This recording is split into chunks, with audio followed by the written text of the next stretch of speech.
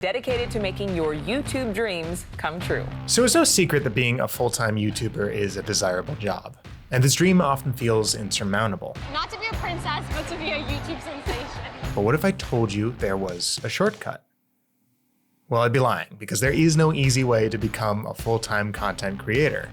But there is a different path you can take from what is considered traditional in order to live a life of creative fulfillment and financial stability, like being able to afford a 2-bedroom apartment in Los Angeles stability.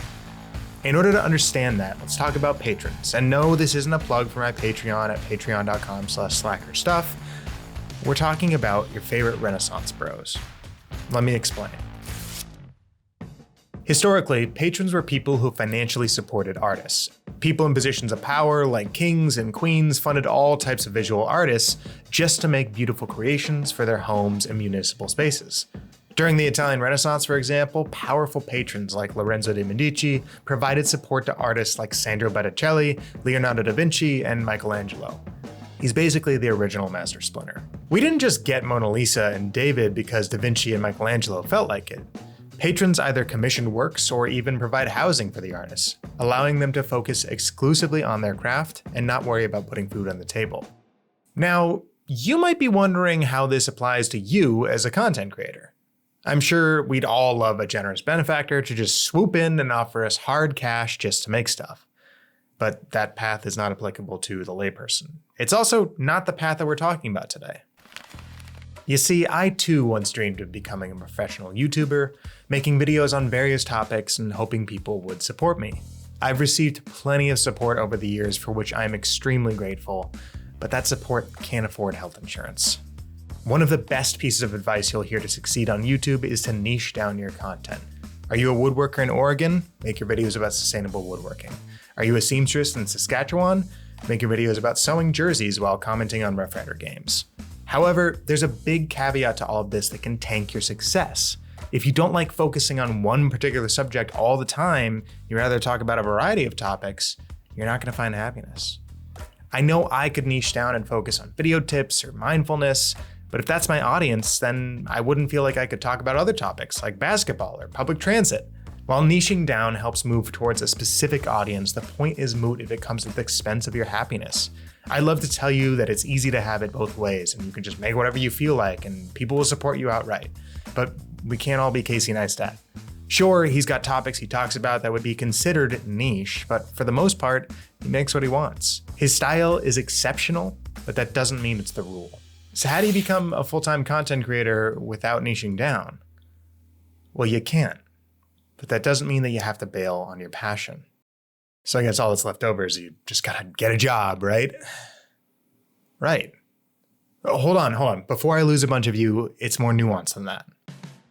Look at folks who work for BuzzFeed or Vox. They're making YouTube videos all the time. For the most part, these are day jobs, and these creators can do whatever they want in their free time. Many often spin off their own channels once they've found an audience for themselves. I honestly never would have guessed that I could have a full-time job as creator for one of those companies. But then I found Paddle. Paddle caters to business-to-business SaaS companies. SaaS, or software as a service, is basically a business that provides services or software for a regular fee. Monthly and annual are common. It's not BuzzFeed or Vox, it's its own niche. And this is just one small area that needs the services of folks like myself. Check out LinkedIn, Indeed, or heck, even Upwork, and you'll find job descriptions that fit that of a full-time creator. This is not an easy path. I know from experience. You're gonna get ghosted after submitting applications, rejections after multiple interviews, and most likely pay that won't be adequate to start. But that doesn't mean it's impossible. The conventional path has its own hurdles you have to surmount. I sure didn't overcome them. Heck, I've been creating for my YouTube channel for over 10 years.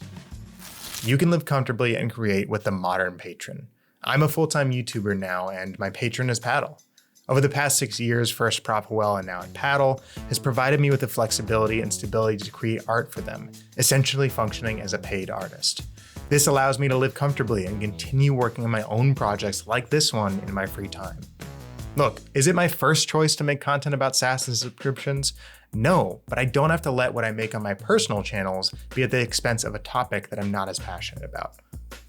Not that I'm just passionate about SaaS. I love SaaS. That's great. In the past year, I worked on my dream project, Verticals. I got to work on Vox-style videos about SaaS and subscription companies. I learned a lot. It was hard, but I had the resources to try it out, and I didn't have to worry about the show going viral just to put food on my table.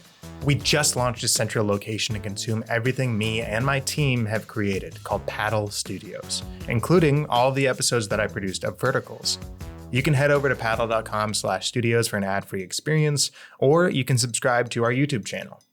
So the whole point of this video is to remind you that there are alternative paths to success in the creative world.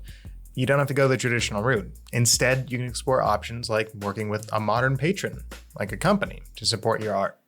Remember, there are always other paths to follow, and sometimes it's these unconventional routes that lead to the most fulfilling journeys.